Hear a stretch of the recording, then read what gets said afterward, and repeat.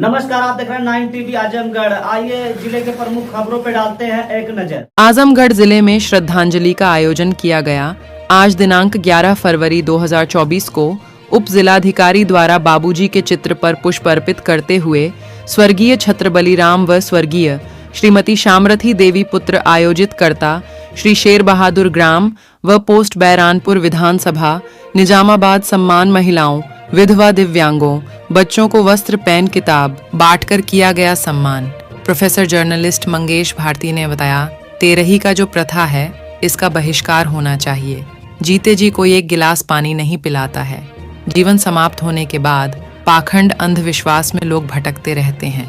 उन्होंने कई महापुरुषों को याद किया, उनके जीवन शैली के बारे में उपदेश दिया, जिसमें उदा देवी, सावित्री बाई, ज्योति फुले, बाबा साहब भीमराव अंबेडकर के आदेशों का पालन करने के लिए बताएं। हम लोग उन महापुरुषों के चलते जीवित हैं। रिपोर्ट अंकुश चौहान, 9 टीवी आजमगढ़। एक बार मैं चाहूंगा दिल खोल करके सर के लिए जोरदार तालियां हो। एक बार पुनः जोरदार तालियां। बहुत बहुत आभार आप सभी लोगों का हौसला बढ़ाने के लिए। इसी के साथ हमारे साथ इस मंच पर माता जी हैं और इधर बुआ जी हैं। और हम लोगों के बीच में माननीय उप जिलाधिकारी महोदय जी बाबूजी के चित्रों पर पुष्पांजलि अर्पित कर रहे हैं। मैं चाहूंगा उप जिलाधिकारी महोदय जी के लिए एक बार जोरदार तालियों से सम्मान हो जाए। माननीय उप जिलाधिकारी महोदय जी का। और बाबू आप लोग बैठ जाओ। मैं चाहूंगा कि कम से कम अगर बैठ, आपका जिक्र थोड़ा है, लेकिन हाई स्कूल जब पास किए तभी उन्हें बुद्ध का एक किताब मिली और वहाँ के बाबा साहब की जो रहने वाले करीब अपने लोग एक खुशी मनाए कि हमारे में कोई 10 पास किया है, एक जश्न मनाए, खुशी मनाए। तो उसी में उनके गुरु एक थे जो थोड़ा बड़ा मानने वाले करुणा मैती से एक किताब दिए थे, बुद्ध चरित्र। उसी को पढ़ करके बाबा साहब डॉक्टर अम्बेडकर ने धम्म को जान गए थे। उनको सहारा मिला कि हिंदू मुसलमान सिख ईसाई से अलग है, बड़ा सहारा मिला था।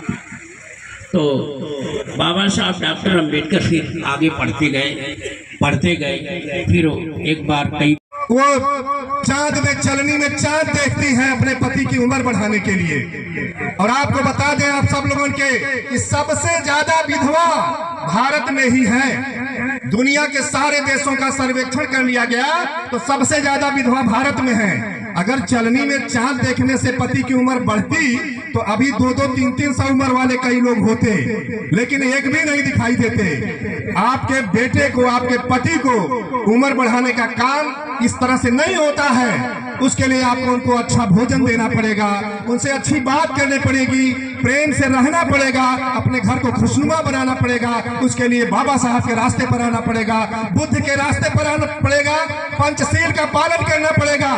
अगर पंचशील में 5 चीज क्या है? एक सील उसमें है दारू शराब नशा नहीं करना।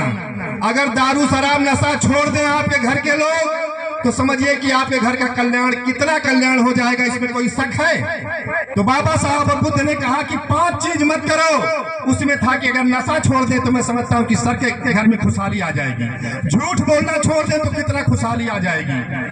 और हिंसा, मारपीट, झगड़ा, उत्पीड़न, सताना, ये सब छोड़ दे तो कितना बढ़िया माहौल हो जाएगा। चोरी करना छोड़ दे तो कितना बढ़िया हो जाएगा।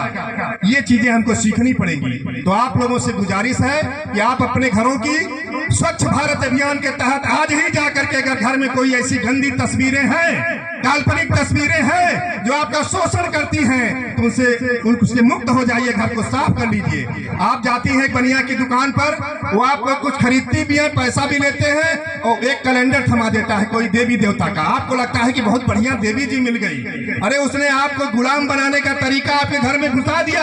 आप उसको अगरबत्ती दिखाएंगी, आप पूजा करेंगी, और कहीं बाहर भी मिल गया तो जाके पैसा चढ़ाएंगी। उस पैसे से आपकी पीढ़ियों को बर्बाद करने का काम किया जाएगा। आपके बच्चों की पढ़ाई रोकी जा रही है, ये सब होने वाला है। तो इसलिए आप लोग इस बात को समझिए, अपने बच्चे को अभी